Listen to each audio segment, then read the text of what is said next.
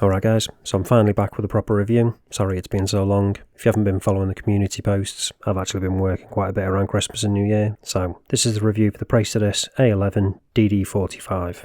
And there is some really interesting stuff going on with this one. But anyway, let's get this watch out of the way for a second, briefly show you the packaging.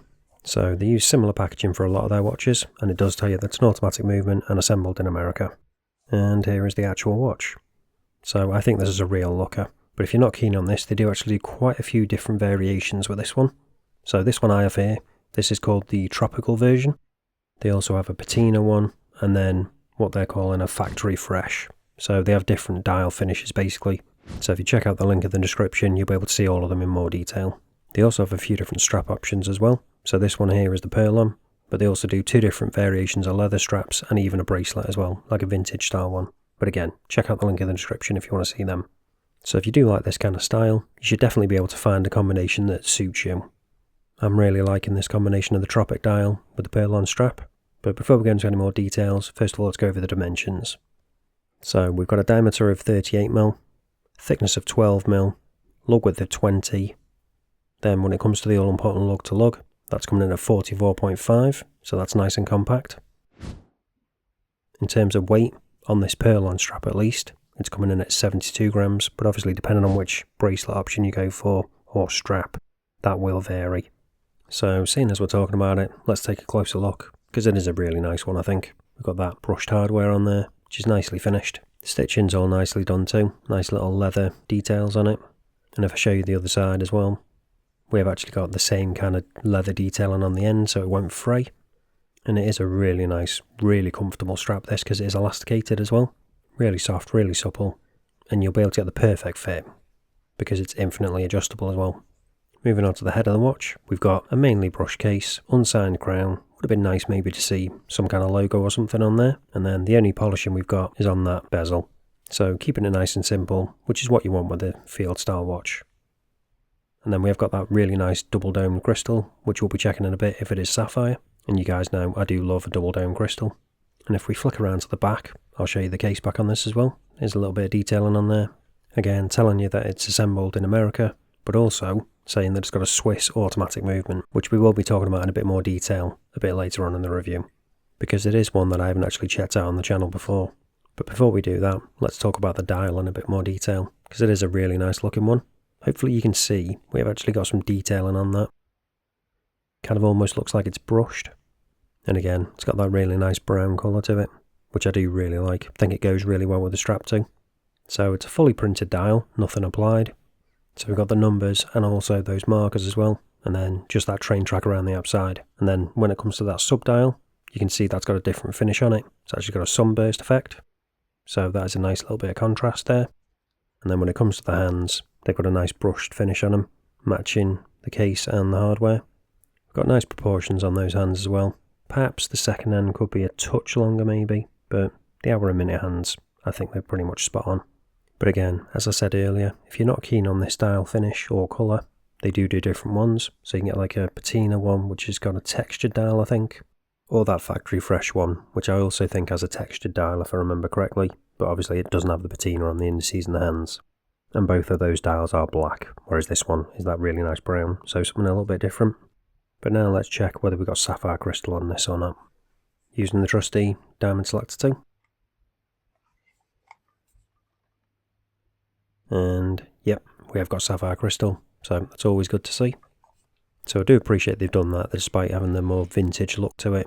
They could have gone with mineral, but I'm glad they went with sapphire. But let me know down in the comments, which would you prefer?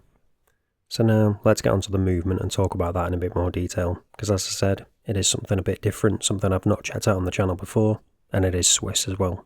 So it's the Landerin L24, and as I say, that is a Swiss movement.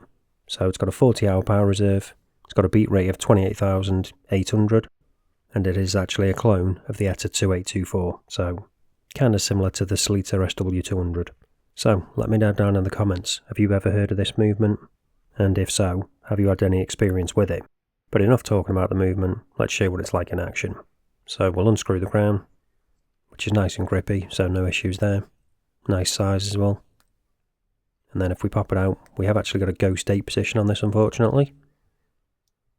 So we'll have to pull it out to the second position, and then you can see we have got hacking, and then we can just change the time. Nice and smooth, no issues at all. And then pop it back in. Second hand re-engages. Hand winding, again, really smooth, no issues with that at all. And then we can just screw the crown back down. So, as far as first impressions go with the movement I've not checked out before, I'd say it's definitely on par with the SW200. So obviously with it having that Swiss automatic movement that is high beat, that is going to increase the price.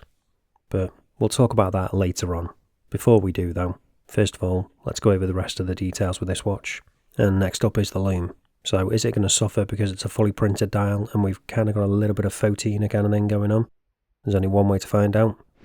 So you can see we've got a little bit there already, but let's charge it up, give it a proper chance.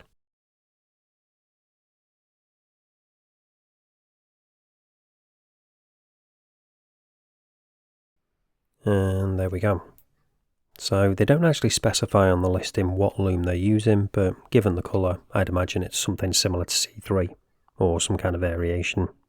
And you can see we've got the loom on not just the indices, but also on those numbers as well, and even on that second hand. But because that second hand is so thin, there isn't really a lot of surface area there, so that's probably going to fade pretty quickly. And the same kind of goes for those numbers as well. You can see there is a bit of a difference in brightness between that second hand, the numbers, and then the indices and the hands. The indices and the hands are a little bit brighter, even at this early stage. There's no patchiness at all though, which is good, but the main question as always is, what is the longevity like? Is it going to be usable? Let's speed it up now and find out. So initially, not too much of a change, but as we go on, you will see, as I alluded to earlier, those numbers and the second hand do fade a bit quicker than the rest. Overall, it's not the best loom. It does fade a bit more than I would have liked at this stage, especially when it comes to those hands. They aren't quite as bright as those indices, which is a bit of an issue, obviously. If you want something to fade quicker, you'd probably pick the indices and then have the hands last longer, but that isn't the case here, unfortunately. So it's okay loom, but not great. Perhaps if you go for the factory fresh version, which doesn't have that photina, that might be a bit better, but I can't talk for that one because I haven't checked it out. So you'd have to check out a specific review for that version. So you're probably wondering now, how much does this watch actually cost? I alluded to it earlier that it's going to be a little bit more than you'd probably think with the watches I tend to check out on the channel. But again, you'd probably expect that given the movement that is in this watch. It's a Swiss automatic movement, so that's automatically going to mean it's going to be more expensive than your likes of NH35s, Miyotas. But I guess the main question is, are you willing to pay a premium for a Swiss automatic movement? I know this can divide people quite a bit, as I kind of have two separate audiences on the channel. The ones who are only into AliExpress watches, or the ones who are only into Microbrands. Obviously there's some of you guys who are into both, so you can kind of appreciate the differences between the two. They offer different things, and because of that, the price is reflected in that. You're never going to be able to get a Microbrand watch that's going to be able to compete with AliExpress watches in terms of price. A lot of the big brands even struggle to do that, so there's no way a Microbrand's going to be able to. So now with all that in mind, let's get on to the price. So on all of the straps, bar the bracelet, the price is coming in at $875, which is about £708 and about €850. So if you're still interested, this is what it looks like on my 7-inch wrist. And as I say, it wears really nicely on this pearl-on strap. Really comfortable, infinitely adjustable. And because it's elasticated as well, it just fits beautifully. I like that we've got the matching hardware as well.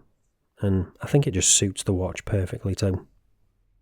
If you are interested in one of these, I'd definitely recommend this strap. If you want something a little bit different and you don't just want leather, this is a really good quality pearl-on one.